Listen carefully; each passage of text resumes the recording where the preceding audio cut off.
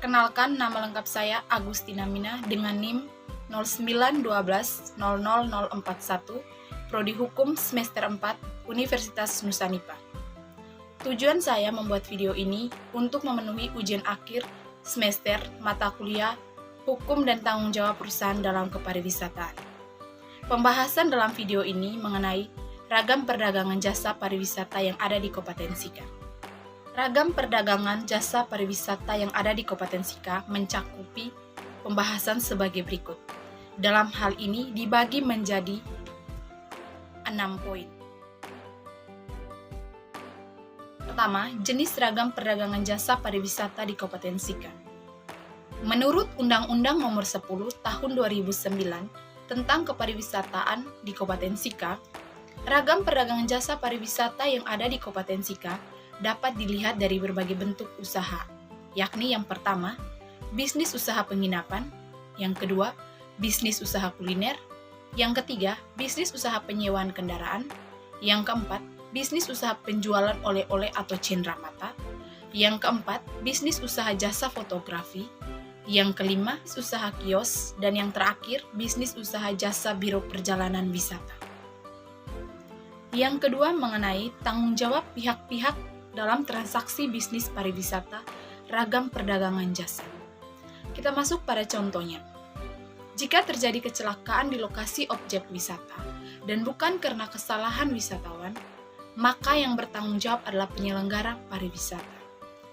Karena pada kewajiban pengusaha pariwisata, salah satunya adalah memberikan kenyamanan, keramahan, perlindungan, keamanan, dan keselamatan wisatawan, serta memberikan perlindungan asuransi pada usaha pariwisata dengan kegiatan yang berisiko tinggi, yang dimana diatur pada pasal 26 huruf D dan E Undang-Undang Kepariwisataan.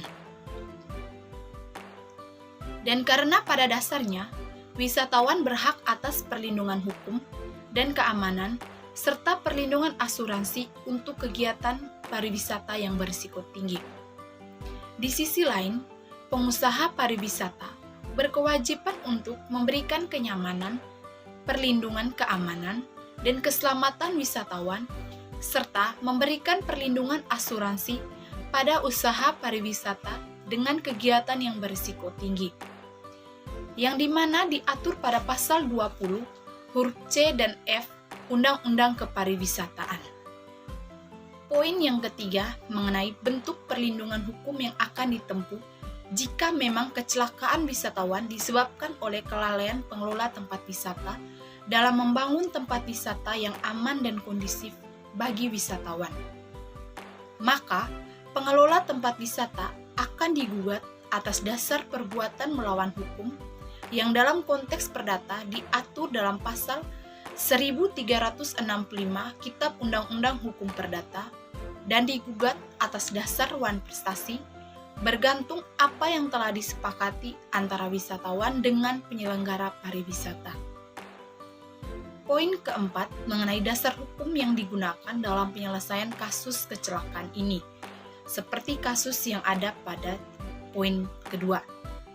Dasar hukum yang digunakan ada 3. Yang pertama, Kitab Undang-Undang Hukum Perdata, Undang-Undang Nomor 2 Tahun 1992 tentang Usaha Perasuransian, Undang-Undang Nomor 10 Tahun 2009 tentang Kepariwisataan, dan ada undang-undang lain yang digunakan sesuai dengan kasus yang terjadi. Poin kelima mengenai proses penyelesaian permasalahan atau sengketa yang terjadi. Proses penyelesaian masalah atau sengketa bisa melalui 2 jalur. Yang pertama bisa melalui jalur mediasi, dan yang kedua akan ditempuh jalur hukum dengan ketentuan undang-undang yang berlaku dari kasus yang terjadi jika pada jalur mediasi tidak dapat diselesaikan dengan baik. Poin yang keenam mengenai pendapat hukum. Mengapa ragam perdagangan usaha jasa pariwisata itu penting? Karena menurut pendapat saya ada beberapa hal yang perlu diperhatikan, yakni pertama, sektor pariwisata itu sendiri. Sektor pariwisata memiliki peran penting sebagai salah satu sumber bagi penerima devisa serta dapat mendorong pertumbuhan ekonomi nasional khususnya dalam mengurangi jumlah pengangguran dan meningkatkan produktivitas suatu negara. Seperti yang dilihat dari pengertian pariwisata. Pariwisata merupakan kegiatan yang mampu meningkatkan pertumbuhan ekonomi masyarakat, seperti pendapatan, peluang usaha, kesempatan kerja, dan mengurangi angka pengangguran atau pengkikis angka kemiskinan. Dalam praktiknya, jika terjadi kecelakaan yang menimpa pengunjung di suatu destinasi wisata, maka pengunjung dapat menggugat pemilik atau pengelola tempat wisata yang bersangkutan atas dasar perbuatan melawan hukum.